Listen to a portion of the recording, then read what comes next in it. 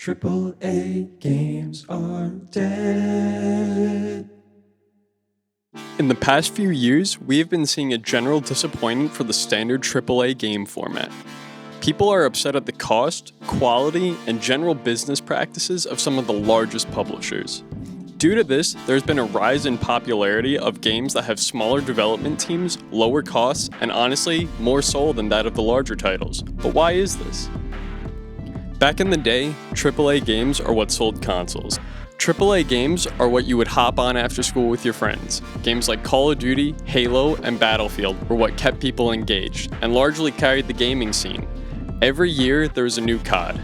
Every Halo game that came out was a massive success, until Halo 4. Battlefield was always a fun time, and Ubisoft was killing it with many different franchises. But what happened? In the mid-2010s, the loot box craze started.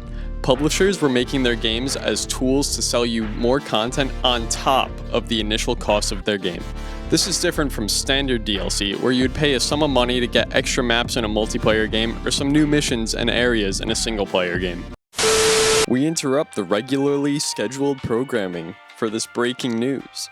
Escape from Tarkov has just released a $250 version of the game that not only includes new content, but doesn't give it to the people that bought the edition of the game before that guaranteed them all new content for the game. I know Tarkov isn't technically a AAA game, but this is just another example of the greediness of these companies. They don't care about you, they don't care about making a great product, they just want as much money from you as possible. Back to the regularly scheduled programming.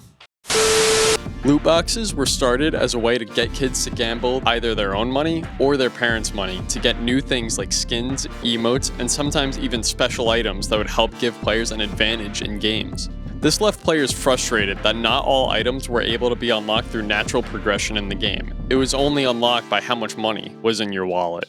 People realizing how greedy the large publishers were created a huge sense of mistrust in the community, and overall disappointment with the scene as a whole. Now, many games use the Battle Pass formula, which was popularized by Fortnite. Players can purchase a progression system within the game to help unlock exclusive skins and emotes. For one upfront cost, players can see exactly what is down the road and work towards a goal. This was first implemented in free-to-play games as a way to generate revenue, but then the AAA publishers began to add a Battle Pass system inside their games that were already full price. Today, the starting price for a AAA game is $70 and players now are being pushed to the limit.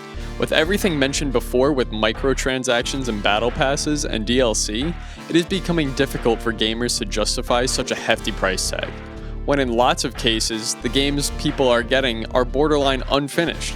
Just take a look at COD Modern Warfare 3, the first COD game to have a 2-year development cycle, and it left players extremely disappointed with its lack of content.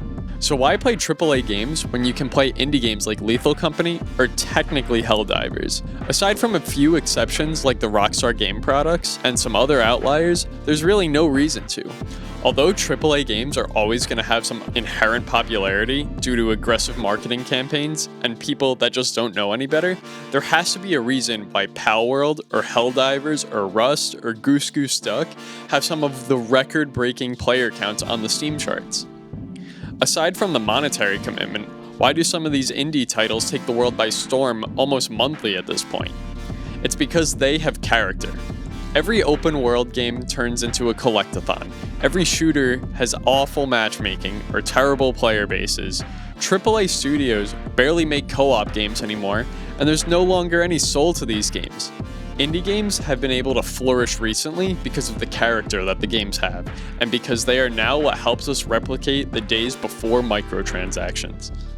If you have any thoughts on this video, make sure to leave a comment on how you feel regarding the state of gaming today, and make sure you drop a like, subscribe, and check out the QORcast on all platforms.